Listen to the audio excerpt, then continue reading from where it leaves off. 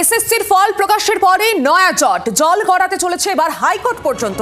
আব্দুস সাত্তারের নামে এক ব্যক্তির জেলে বসে পরীক্ষার কথা হাইকোর্টে জানানো রাজ্য, কিন্তু লিখিত পরীক্ষায় অনুপস্থিত ছিল আব্দুস।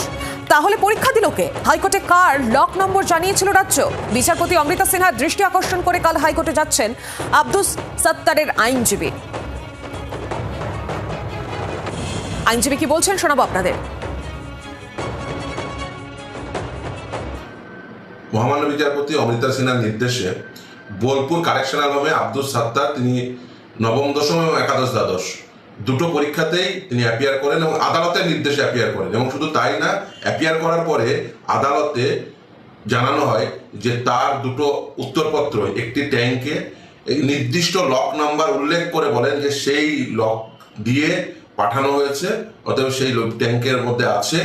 এতদ সত্ত্বেও গতকাল যে একাদশ দ্বাদশের যে রেজাল্ট বেরিয়েছে সেখানে তাকে রিটেন এক্সামিনেশনে অ্যাবসেন্ট দেখাচ্ছে। খুব পরিষ্কার যে কিভাবে স্কুল সার্ভিস কমিশন এই পরীক্ষাটি কন্ডাক্ট করেছে, যেখানে আদালতের নির্দেশে পরীক্ষায় বসলো জেলের অভ্যন্তরে, তারপরেও তাকে রিটেন এক্সামিনেশনে অ্যাবসেন্ট দেখানো হচ্ছে।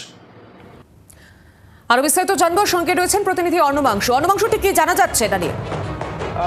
সেটা হচ্ছে আব্দুল সাত্তার সে জেলবন্দি ছিল এবং কলকাতা হাইকোর্টের নির্দেশের পরে সে পরীক্ষায় বসতে পারে এবং কলকাতা হাইকোর্টের নেক্সট ডেট অফ হিয়ারিং এ রাজ্য জানায় যে সে জেলে বসে পরীক্ষা দিয়েছে, তার খাতা লক করা হয়েছে, সিল করা হয়েছে, লক নাম্বারও দেওয়া হয়েছে। কিন্তু তারপর এসএসসির ফল প্রকাশ জানা যাচ্ছে সে নাকি পরীক্ষায় উপস্থিত ছিল না, অনুপস্থিত ছিল।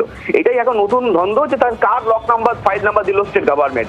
এই নিয়ে আগামীকালকে তারা ফের কিন্তু কলকাতা হাইকোর্টে বিচারপতি অমৃতা সিনহার দৃষ্টি আকর্ষণ করতে পারে, মামলা করতে পারে।